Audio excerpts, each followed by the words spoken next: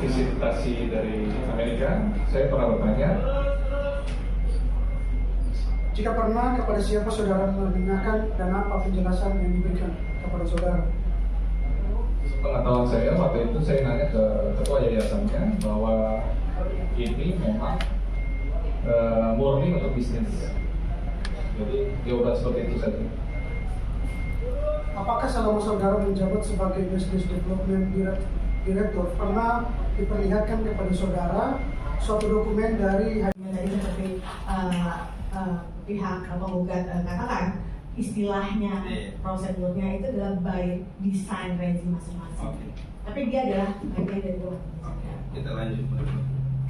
Apakah suatu lembaga pendidikan yang menyelenggarakan pendidikan berbasis Satuan Pendidikan Kerjasama atau SPK wajib memiliki dasar kewenangan administrasi dan memenuhi persyaratan yang ditentukan oleh peraturan perundang-undangan?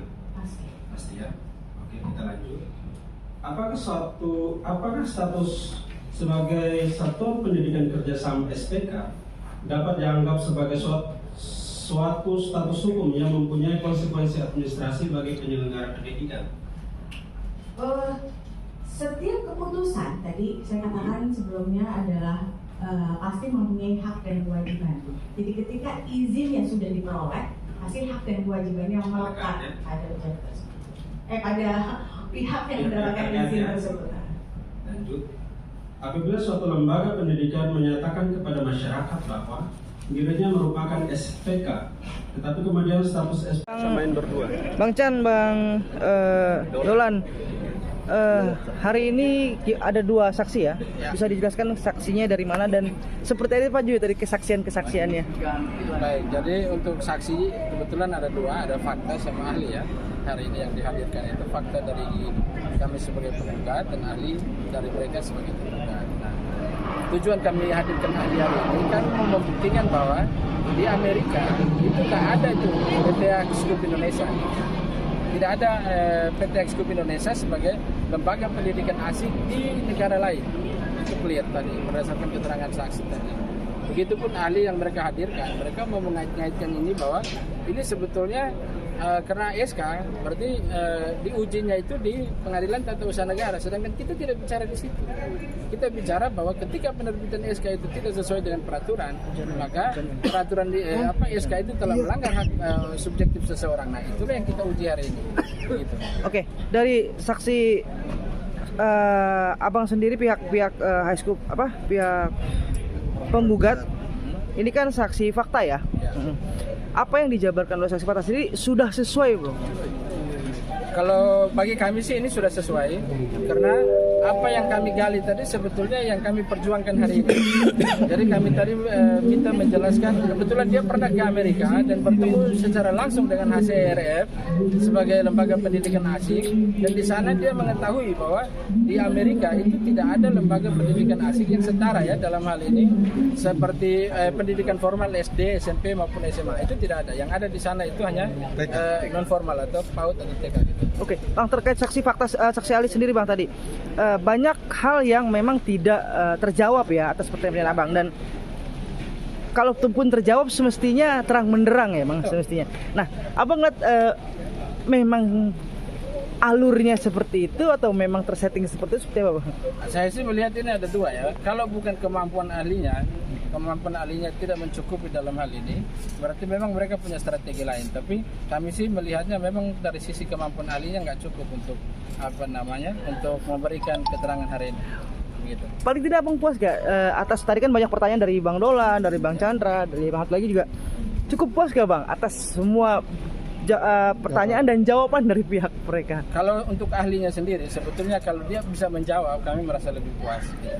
Tapi pada prinsipnya secara keseluruhan kami puas dengan hasil hari ini, meskipun ada pertanyaan-pertanyaan yang sebetulnya sangat krusial dalam perkara ini tidak mampu dijawab. Paling itu sih. Oke. Artinya ada kekecewaan dari pihak Abang ya ketika Abang mempertanyakan ke pihak saksi tersebut. Tentu dong. Karena begini, ahli kan yang kita mau kita hadirkan ahli dalam persidangan itu kan paling tidak untuk memberikan kita perspektif yang lain, yang berbeda ya dalam hal ini, dalam suatu perkara itu. Nah, ahli yang kita hadirkan kemarin itu memang memberikan kita perspektif yang berbeda dalam perkara. Berbeda dengan ahli yang hari ini dihadirkan oleh tergugat. ya kami sih tadi melihatnya mungkin mereka mau menghadirkan ahli dari PT UN atau ahli administrasi pemerintahan itu bicara tentang SK yang mana yang menjadi kejanggalan dalam perkara ini itu bisa menjawab. Ternyata tidak, semua itu tidak menjawab itu. Jadi itu artinya tidak ada terang benderang di pihak saksi ahli sendiri ya. secara keseluruhan tidak, tapi pada prinsipnya tadi poin-poin yang kami rasa bisa menjawab yang kami pertanyakan itu paling tidak sedikit menjawab, dan itu kami rasa sampai dengan titik ini itu memberikan kami suatu satu poin lah di situ, bahwa sampai dengan hari ini apa yang kami lakukan itu benar. Artinya di lain sisi ada keuntungan juga dari pihak abang ya. Oke, Bang, dari saya Bang, kami awam. Oke. Ketika saksi disumpah untuk memberikan pernyataan yang sebenarnya, dalam perjalanannya sidang tersebut ada yang diingkari atau tidak dijawabkan. Hal ini menjadi penilaian hakim sendiri. Itu memang hak subjektif hakim yang menilai itu. Tapi pada prinsipnya ketika seseorang disumpah berdasarkan kemampuan dia dan masuk pada ruang sidang, ketika diperiksa harusnya dia mampu menjawab itu. Tapi kalau misalkan dia tidak mampu menjawab, ya kami melihat kompetensi dia sebagai seorang ahli sebatas itu saja, dan itu ya kami rasa tadi sih udah cukup. Oke, secara keseluruhan hari ini cukup puas ya Bang? Cukup puas. Bang Lon mau disampaikan? Tambahin? Ya, karena tadi itu kan kami berpikir bahwa yang dihadirkan oleh tergugat ini adalah saksi dari ahli hukum perdata.